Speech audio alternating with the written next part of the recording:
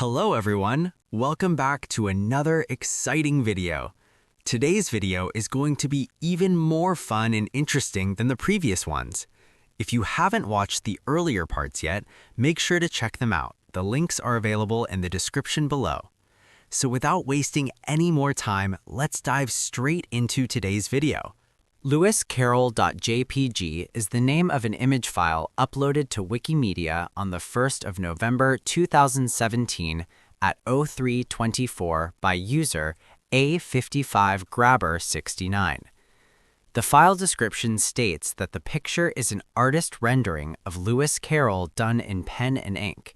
It was the uploader's own work, and that the file was created on the 31st of October 2017 at 13:06:30.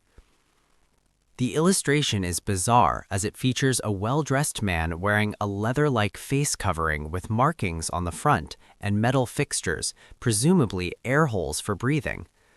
While much of Lewis Carroll's work is outlandish and dreamlike, there doesn't seem to be any characters with a description similar to the illustration, or any reason one may depict Carroll himself in that manner.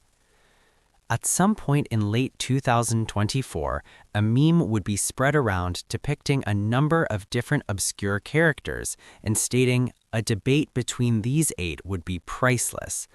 One of the characters shown in the image is the lewiscarroll.jpg image, and most comment sections discussing who the characters are would be unfamiliar with the image. On the 20th of January 2025, a user on r/helpmefind would upload the meme to the subreddit asking who the third image, lewiscarroll.jpg, is, and one user would respond with a link to the Wikimedia upload, but state they are still curious as to who the original artist is. With AskRobber's upload being the first and only source for the image anywhere on the internet, and the fact it is labeled as their own work, it would seem that AskRobber is the true original artist. However, any meaning behind the illustration or link as to why the image was included within the later meme is entirely obscure. Perhaps the image is a meme within some private community who found the old bizarre Wikimedia upload and decided to include it in another meme, but that still doesn't shed any light on why someone would depict Lewis Carroll like this in the first place.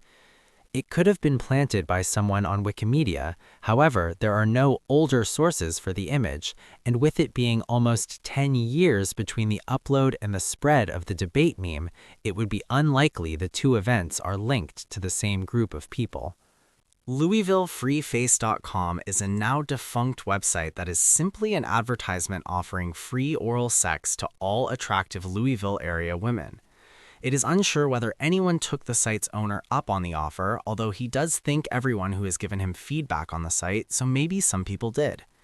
The first archive is in late 2007 but is now down, and the About Me page was last updated in 2010. There is a GeoCities page that outdates the website and contains more information than the website along with pictures of the owner. The site's owner is called George Kistner. He was born in 1980. He is an ordained minister of the Universal Life Church, used to be a Wiccan priest, and is also a furry. He states that he thinks the female form is beautiful and must be treated as the goddesses that they are. He has a tongue piercing and a tattoo of the burning sigil of Baphomet on his chest. In other words, he is quite the character. He also states that he is in a relationship and is currently unavailable for this work. In the application form, there is a section that asks what the woman enjoys during oral, ranging from just tongue to pop rocks to electric shocks. George is a very kinky man. He also has had 2 felonies for complicity to armed robbery. Notoriety. The website did gain some attention. Most notable, a Vice article was published on the topic of the website. There was also a Reddit post on the Louisville subreddit about the site with several people claiming to have seen the guy/known him. Of God and Diapers is a blog written by Blogspot user Baby Brian and is a Christianity blog written for all Christians who have a diaper fixation, claiming, "Despite diapers, you can be saved." It discusses topics such as what the Bible thinks of diaper fetishes and the infantilism fetish, where someone roleplays as a child or infant and dives into the morals of diaper wearing and his journey with Christianity and diapers. Other topics include fear of judgment and how the only fear one should have is the fear of God. The comments on the first post are generally negative, with users disliking his comments on being gay and wearing diapers, and generally disagreeing with his interpretation of the Bible. In later posts, there are very few comments, but they're mostly supportive. The blog ran from August 2005 to February 2006 with the final post, Faith and the Law.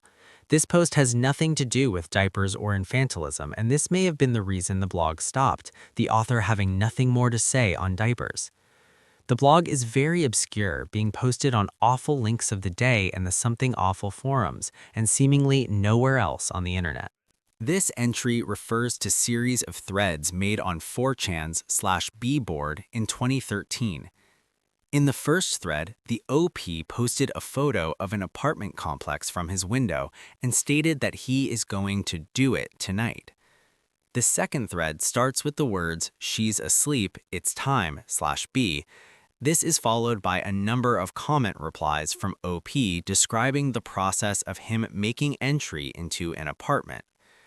These posts are accompanied by several images showing his progress.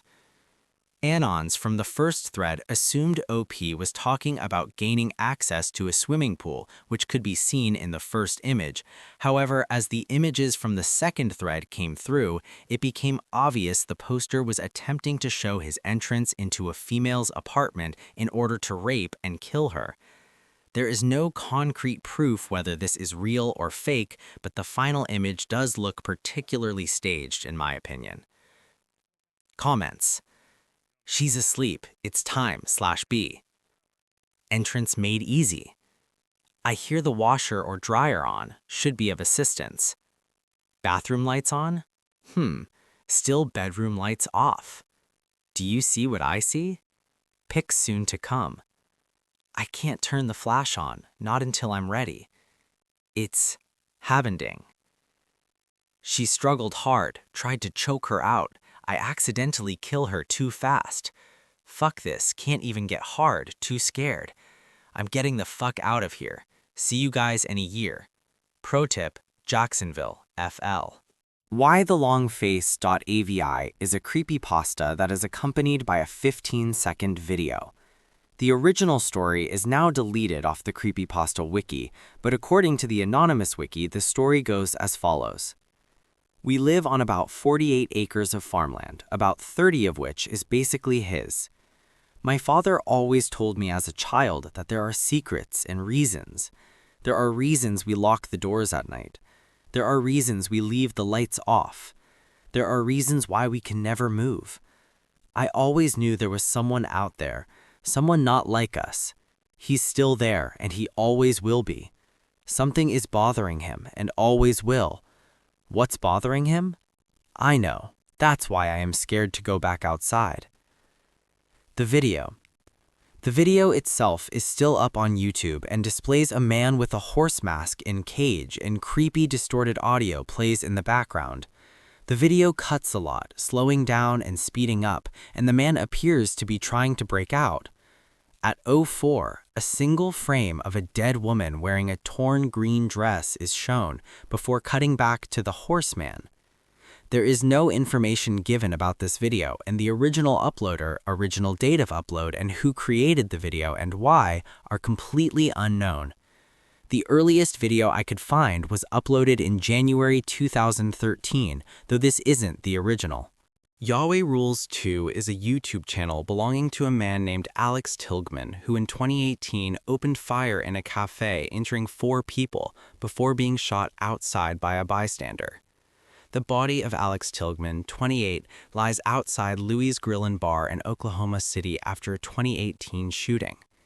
The channel was mostly him talking about his schizophrenic delusion, and it's really sad, honestly. He talks about how he wants to talk to a real human. He believed his entire family was cloned and the real versions of them were killed. You can hear how depressed he was simply in his voice. On October 6, 2014, Reddit user WBYDA made a post in the r/favors subreddit with the title, "Request, I need someone to go to the Alco in Dillon, Montana and purchase an item in the dollar section. They asked for 2 packages of Ningbo copper scouring pads and stated that they were willing to pay $25 to have these items mailed to them in Utah. In the comments, they claimed to have called every Alco in the nation, and Dylan was the only store to supposedly have 2 packages left. When questioned by other users, responded that these pods were the only ones to do what they had found them to do, and that they were required to keep the specific nature of this discovery a secret. As a result, many other commenters were suspicious of WBYDA's intentions, with much speculation taking place in the comments. Later on, WBYDA would update their post to confirm that the Alco did not in fact have the copper pads, as some son of a bitch had beat them to it, but they were able to buy an Amazon shipment of 30 pads. By October 11th, the pads had arrived. Shortly after, though, WBYDA deleted their account without any further elaboration. One commenter suggested that they had discovered a way to make cheap synthetic diamonds using the pads, judging by their previous statements and the suspiciously timed deletion of their account. However, another user claims that WBYDA's account was deleted following accusations about them being a rapist instead of anything to do with the pads. There is currently no way to know for sure. Cosmic Death Fungus PDF refers to a document posted in 2023 titled CDF NAC Protocol. The document claims a group of fungi, referred to as Cosmic Death Fungus, or CDF, is responsible for a wide range of human illnesses. It describes these fungi as able to change form, cause inflammation, create protective biofilms, and potentially damage DNA. It claims this fungus has a cosmic origin, known as panspermia, and suggests that some illnesses might begin when these space-borne microbes arrive on Earth through dust, meteors, or comets.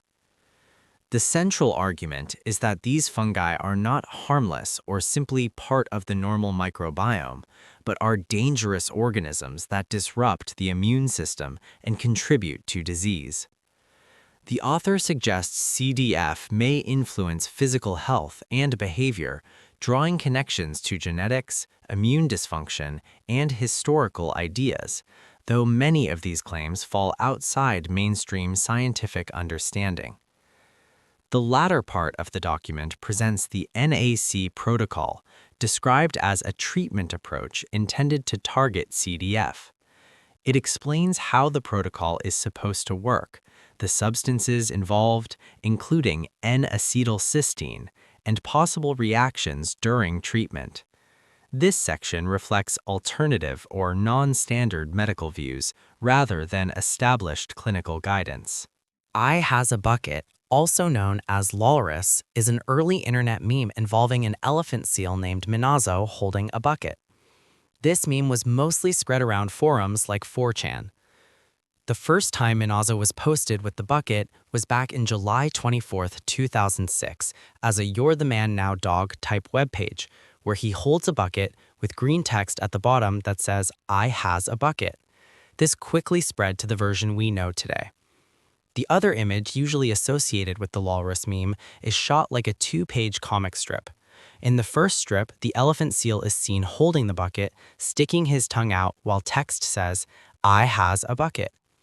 The second image shows a worker of some sort taking away the bucket from Minazo with the caption, No, they be stealing my bucket, while he opens his mouth, gasping in horror of his bucket being taken. This meme was then reposted to wherever the internet thought it suited best. Minazo sadly passed away in October 7, 2005. I Wanna Get Banged by a School Shooter is a song made by a now-deleted YouTube channel about, well, being banged by a school shooter. The video was taken down very shortly after it was posted to r/deep into YouTube, but a re-upload was very shortly posted afterwards.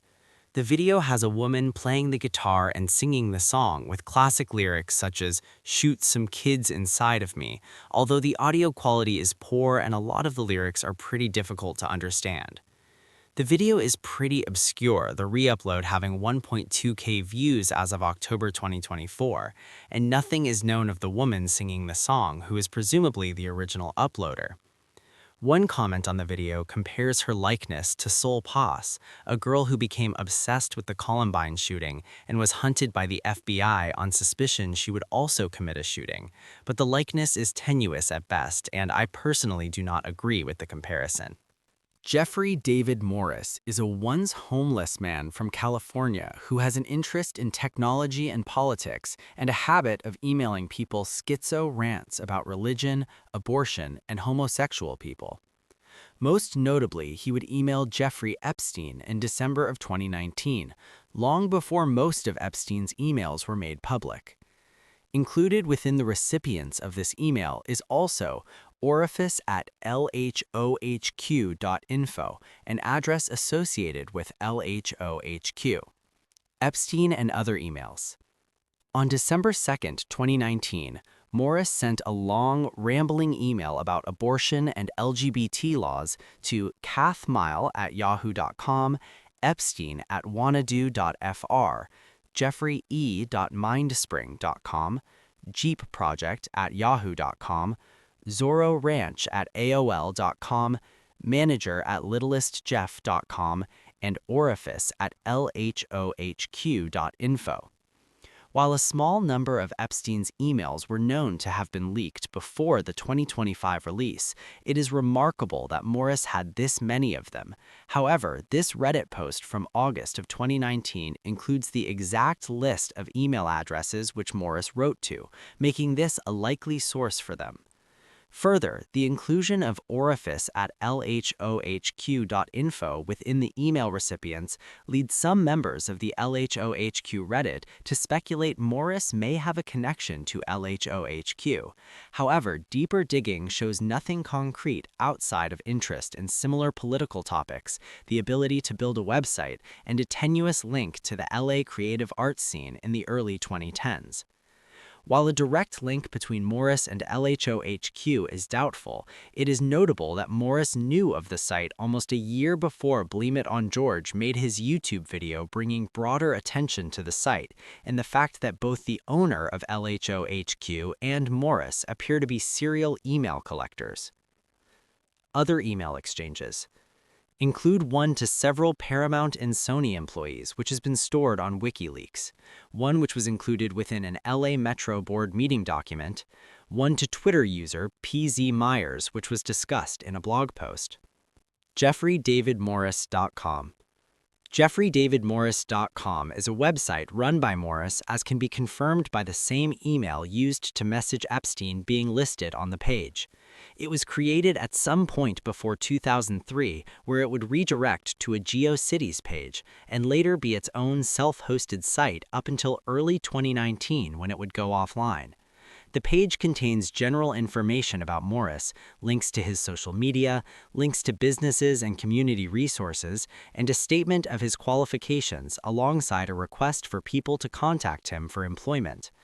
Early versions of the site are in a typical GeoCities style of colorful text on a black background, like Louisville Freeface, while later versions contain much less information and show bigger text on a green background, perhaps an attempt to appear more modern. I no longer worry about shoes being worn inside the house.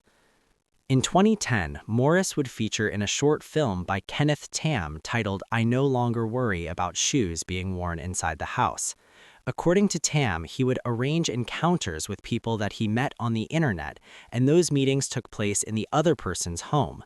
So it is assumed Morris and Tam met online, and that the short was filmed within Morris's apartment in California.